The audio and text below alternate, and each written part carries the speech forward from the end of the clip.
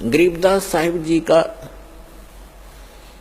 मूल गांव है करौथा, जहां पर अपना एक छोटा सा आश्रम था जो इन दुष्ट लोगों ने सुहाया नहीं, जिनकी रोजी रोटी बंद हुई थी झूठों की, और वहां झूठा प्रचार करके जनता को भ्रमित किया, मुख्यमंत्री को भ्रमित किया, क्योंकि वो भी आर्य समाजी है।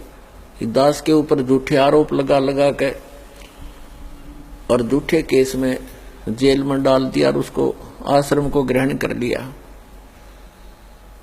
फिर भी परमात्मा कहते हैं कि साच को आंच नहीं होती।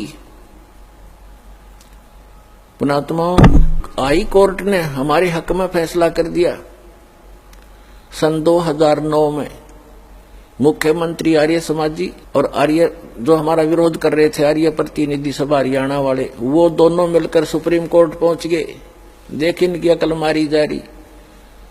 कोई बात हो, अरे हम तो सत्य और असत्य की लड़ाई लड़ रहे हैं, ज्ञान और अज्ञान का झगड़ा, ज्ञान का जवाब ज्ञान से देना चाहिए।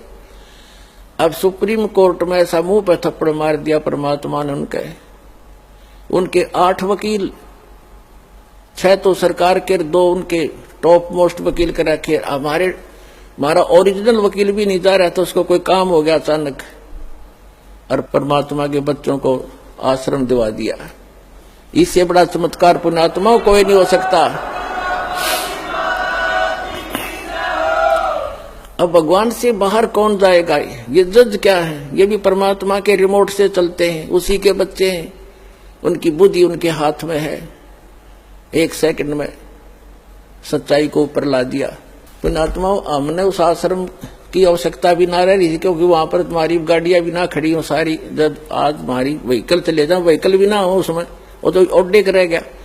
लेकिन इनकी जात का बेड़ा पट गया कि इसे मुख्यमंत्री होया करे। राजा को चाहिए दोनों तरफ की बात सुनकर जब डिसीजन लेना चाहिए। एक तरफ जुआ जुड़ गया तो ये कलयुगी राजाएं हैं।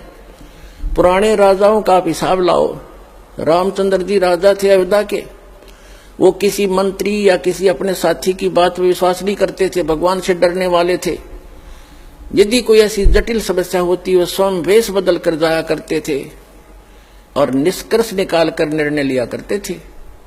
आजकल के राजा उनकी पार्टी के 2 बात कह दे, फलाना ऐसा है, दकड़ा ऐसा है, कर दो उसका नाश।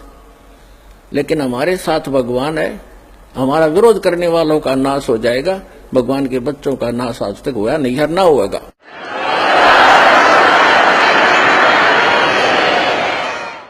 और हम ना किसी का बुरा सोचा और ना सोचते।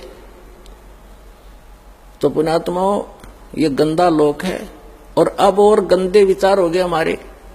भगवान से डर रहा नहीं, और जब तक ज्ञान नहीं होगा अध्यात्म, तो भगवान से डरना छोड़ देता आदमी, और तभी मार खाता है।